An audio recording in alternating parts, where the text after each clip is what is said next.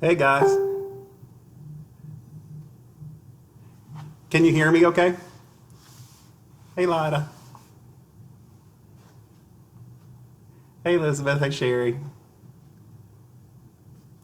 Oh wow. Let me see if I can.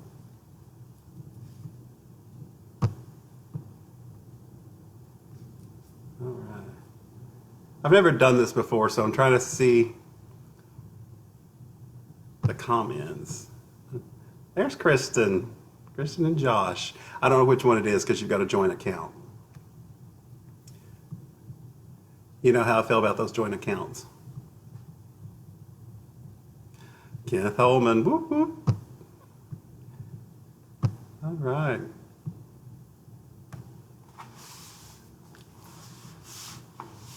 I'm going to wait just a minute or two and let people hop on here, hopefully.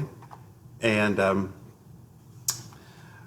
but I'm calling this, excuse me, a strong man's cup of tea's COVID-19 humor break, because with the news right now and the gloom and doom and the apocalypse that's going on, what we really can't lose sight of is humor and laughing and relieving our stress that way a little bit. And so I was talking with my publisher the other day, Humor Outcasts Press, and they suggested, maybe going live and reading one of the stories from my book, might be a good break for people from the news and from everything else that's going on. So that's what I did. Yesterday, I put up a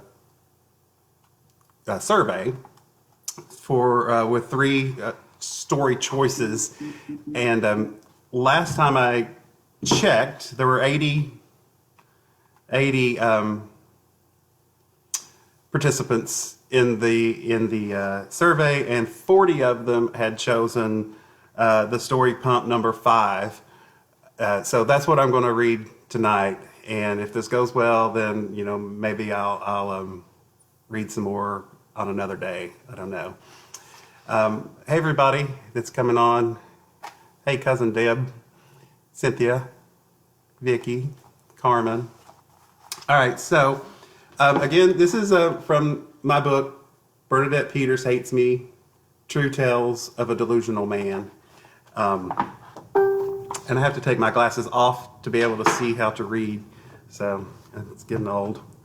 But again, thanks for joining me tonight. I know a lot of us are in our quarantines and everything. I feel like I'm in my own quarantine because I'm in Lexington.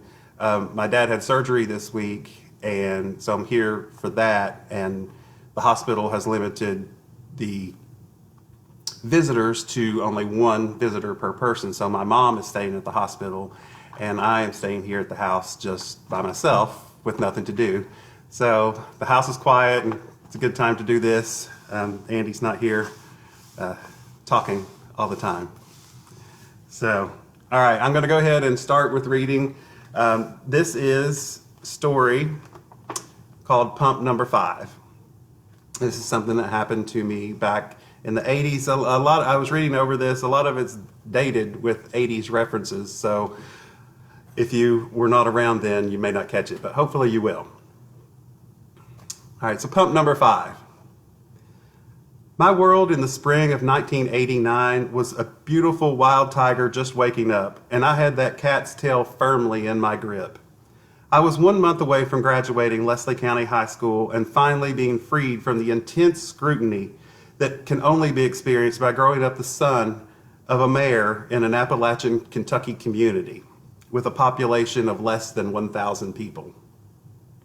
I was a good kid. I did and said all the correct things required of good kids. I was never in trouble with my parents. I came home as my curfew alarm began chiming. I studied and made good grades. I volunteered at my church and in my community. However, even though I was legally an adult, I had recently celebrated my 18th birthday.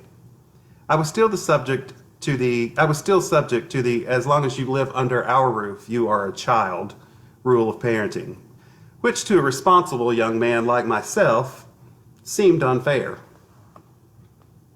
So when my friend Grace told me that the band Bon Jovi, the greatest band of the 1980s, or maybe ever, was performing a concert in nearby Lexington on a Sunday, meaning a school night, I just assumed my parents would never allow me to go. Imagine my great surprise when my parents were not only agreeable, but also told me that I was becoming a responsible adult and it was time that they let me have some freedoms. Then, in an unexpected show of confidence, my father said I should drive his new Nissan Pathfinder SUV to the concert.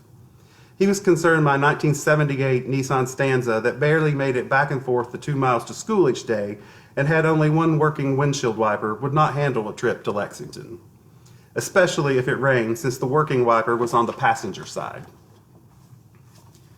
The evening of the concert, as I was putting the final touches on my Bon Jovi mixtape for the road trip, my mother extended another gift of maturity to me.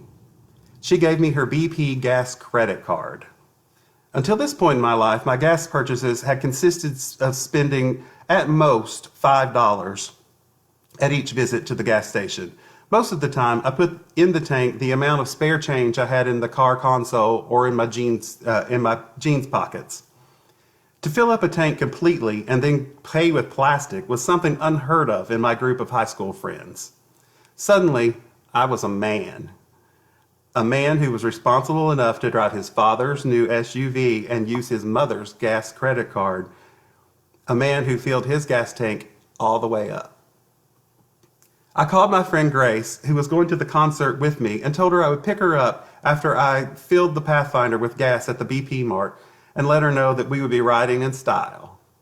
I also told her the Pathfinder had a state-of-the-art cassette system, so not only would we not have to listen to the AM radio as we usually did in my car, but I also made a totally awesome mixtape of nothing but Bon Jovi songs for the trip. She said her older cousin had given her 2 Bartles and James wine coolers for the evening, and we would drink them before going into the arena. Our adult evening of rocking and rolling was set. My hometown of Hyden was, and still is, a beautiful mountain village resembling something Norman Rockwell would have painted. The new BP Mart on the edge of town broke that mold. It was modern. The store was covered in bright lights and neon. It had multiple pumps, and you pumped the gas yourself, which was a first for Hyden. There was a nice, well-stocked store with automatic doors. Once inside, there were shelves full of snacks, coolers of drinks, and an entire counter of lottery tickets. It had quickly become the northwest anchor of the teenage cruising strip in Hyden, so it was always a social trip when I went to BP. I proudly entered the station island feeling like an adult with a credit card, who fully intended to fill his tank to the brim with gasoline. I pulled in beside pump number 5 and for the first time in my young life clicked the handle of the pump to automatically fill up. While the gas was flowing in, I decided to go inside for some tasty treats for the road and, more importantly, to see if anyone I knew was there so I could brag about going to see Bon Jovi live in concert on a school night. I chatted with a few people, bought some chips and soda, and paid for everything with the BP credit card. It was quite a rush. I wondered if my mother felt this same power fill her veins when she paid with the card. Now I just had to pick my friend Grace up, and we were Lexington bound. I couldn't stop thinking about what a huge night this was for me, and that all of my hard work trying to be a responsible person had really paid off. I hopped into Dad's Pathfinder and shifted the gear into drive. I then pumped the gas pedal. Nothing. I checked to make sure I had actually turned the key and started the car before again trying the gas pedal. I had. I checked to make sure I was in drive and not neutral. I was. I pumped the gas pedal harder. Rrrr, went the car. My RPM monitor was off the hook. I thought to myself, gee, even my Stanza has more power than this Pathfinder. Suddenly my back was pasted to the seat of the car as the SUV blasted off, and I heard a horrible noise that sounded like metal being pulled over concrete. I quickly slammed on my brakes and looked in my rearview mirror. I will never forget what I saw reflected behind me. In my hurried and distracted state, I had forgotten to take the gas pump nozzle out of the Pathfinder. Not only had I pulled the gas hose off, but I had actually pulled the entire gas pump out of the ground. I sat there in complete horror, watching gas spew out of the hole where the pump had been minutes earlier. The gas was arcing in the air like a small geyser, landing directly on the trunk of a BMW whose owner stood gap-mouthed while she held her own gas nozzle in her hand. My knees were wobbly and my eyes were full of tears. I couldn't catch my breath. My immediate thought was if I just kept driving, the gas pump would eventually fall away from the car, hopefully before I got to the first toll booth on the Daniel Boone Parkway, the road that led out of town. Being from a town the size of Hyden, there would be no denying who had done this horrible thing. Perhaps no one noticed, I mumbled to myself. Yeah, no one noticed. Let's just go with that. It probably didn't sound as loud outside as it did in the car. I placed the car in park and eased out of the vehicle. The front of the convenience store was all windows, and at this point they were completely filled by people staring out at the scene in front of them. Correction. They were all staring except one boy who had his arms wrapped around himself and was doubled over with laughter. Great. It was Caleb. A guy I only sort of knew from school. Now he had witnessed my greatest blunder. For a brief moment, the horror of what had just happened actually disappeared, and all I could see was Caleb laughing at me. My only thought was whether I could somehow convince him not to say anything about this to anyone at school. A piece of metal from the gas pump came unhinged and fell to the ground with a clanging noise, finally snapping me back into reality. I took a deep breath and walked into the store. The crowd divided as if I were Moses parting the Red Sea, giving me a wide berth to the store clerk. I thought if I acted as if I ripped down gas pumps every day, no one would really notice what was happening. So with my poker face, I nonchalantly said, "Yeah, I've had a little problem out on pump number 5. "Honey, you sure have," the clerk said with fear and shock in her eyes. I then asked to use the telephone. She placed the phone on the counter and I dialed home while she went to the back of the store to hit the emergency gas off button. Now in all my 18 years, I had never known my father to answer a telephone. He would sit in his chair beside the phone while my mother was outside working in her flowers, and he would just let it ring or yell outside to her that the phone was ringing before he would answer it. On this particular occasion, however, Dad decided to change his ways. The phone was no longer something he feared. He would start answering it. In fact, he would start at that very moment. "Super." "Hello," he said, as if he answered phones daily. "Hey, Dad, I'm out here at BP Mart, and, well, I've had a problem. It appears that I forgot to take the nozzle out of the Pathfinder after filling it up with gas, and, well, I've pulled out with it still attached, and I have ripped the gas pump out of the ground," I said cheerfully, hoping by keeping my tone light and airy, he would think it was funny. "Damn, Keith," was his response. That was it. Just "damn, Keith." Then I heard a click. He hung up. He had hung up on me. He was not going to tell my mother, and they were not going to come help me. What in heaven's name was I going to do now? I then noticed that the crowd of people in the store was still watching me, hanging on my every word. Again, trying to appear calm, cool, and collected, I pretended that my father was still on the phone talking to me. I answered fake questions, shook my head, and pretended to listen closely before responding. "No, it's still attached to the car. I dragged it about 10 feet away. Yeah. No, I don't think there's much damage. Well, not at least to the Pathfinder." I was forced to stop when the alarm that a landline phone makes when you leave it off the hook too long started. In the quiet of the shocked crowd, the noise from the phone alarm could be heard all over the store. I was not fazed, however. I could not let on that no one was coming to help. "Okay," I said. "See you in a bit then." having to speak loudly over the blaring alarm.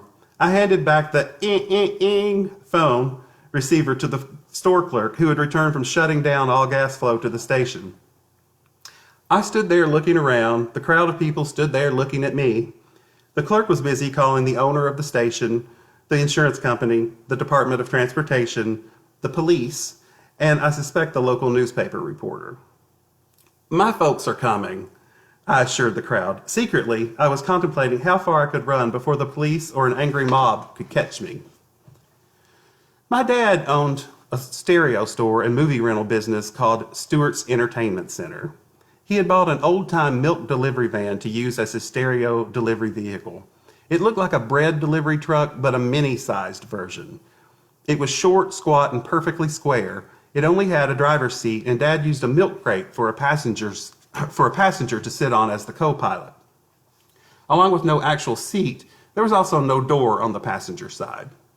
He had struck a deal with a guy in town who painted cars to trade a stereo system for a custom paint job for the van.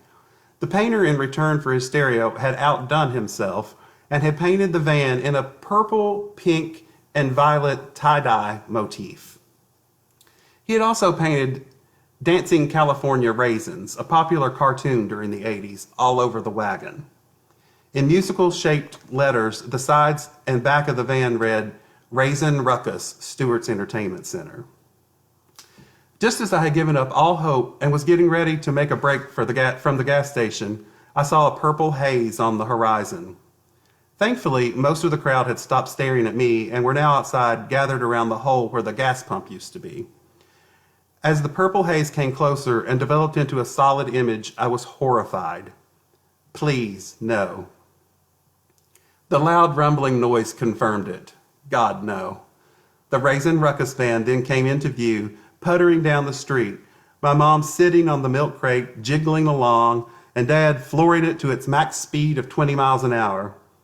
Why, oh why, did they drive the Raisin Ruckus van? They could have driven anything but the Raisin Ruckus van, I said to no one in particular. As the crowd saw the purple wagon pull into the station, puttering down the street, they looked at it and then they looked at me.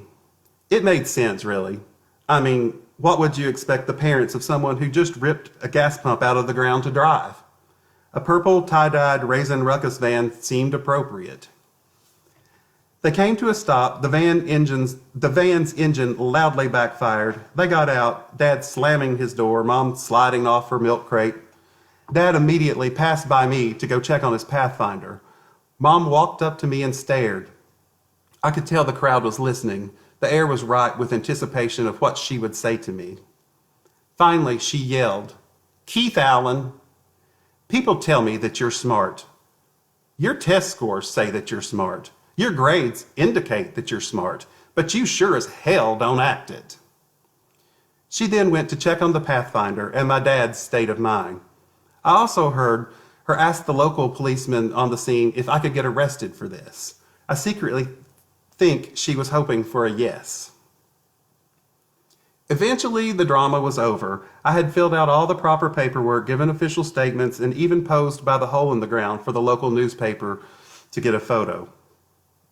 The gas station was shut down for the day, the police left, and the crowd dispersed. The only damage to the Pathfinder was that the gas funnel had been slightly pulled out of place.